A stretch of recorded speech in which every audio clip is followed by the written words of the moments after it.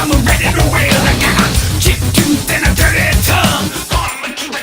What's up, everybody? Heavy Entertainment here. Today I'm taking a look at the new Rob Zombie record, the Electric Warlock Acid Witch Satanic Orgy Celebration Dispenser. Now that's an album title. Electric Warlock is the 6th album by Rob Zombie, and this one has a style that's pretty much identical to all of his other albums, as Rob Zombie has a rather unique style that combines hard rock, industrial metal, with a heavy influence of horror movies. Electric Warlock is also by far the shortest album in Rob Zombie's discography, with 12 tracks spanning just over 30 minutes. Only one track on the album is longer than 3 minutes long, so all the songs pretty much get to the point rather quickly. The album opens with The Last of the Demons Defended, which sets the tone for the album with its horror movie samples and the phrase Electric Warlock Acid Witch being repeated over and over before going into the first real song, Satanic Cyanide, The Killer Rocks On, which has a slower feel than a lot of the rest of the album. The lead single off the album is Well, Everybody's Fucking in a U.F.O, which is pretty much Rob Zombie's take on Primus. Personally, I'm not a huge fan of this track at all. I find it to be very weak in comparison with the rest of the album and Zombie's other singles.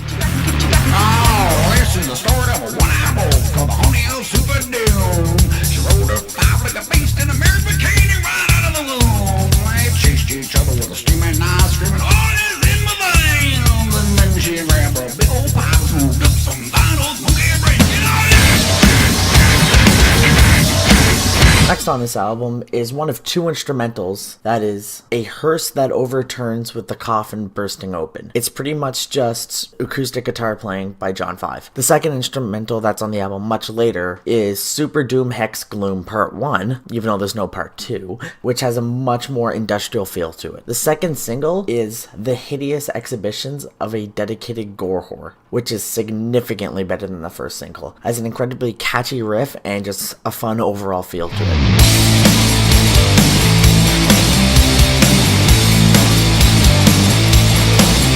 got a fancy price tattooed on her side, below a devil bat with a crazy eye. She got a fuck you scratched in her head, a three-legged freak strapped to the bed.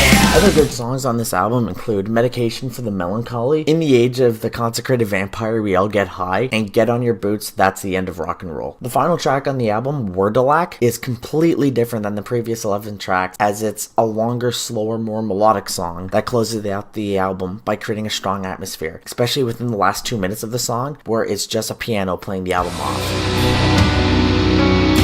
No matter what the last iconic from there, the down to hell from addiction itself. Overall, the Electric Warlock Acid Witch Satanic Orgy Celebration Dispenser doesn't bring much new to the classic Rob Zombie formula, but it does stand alongside previous Rob Zombie records quite well. I give it a 7 out of 10. If you're a fan of Rob Zombie's other work, then you're gonna like this album. However, if you're not, I highly doubt this album will win you over. Now feel free to let me know your opinions on this album in the comments below. Also, if you want to catch more rock and metal reviews, feel free to slam that subscribe button. Cheers!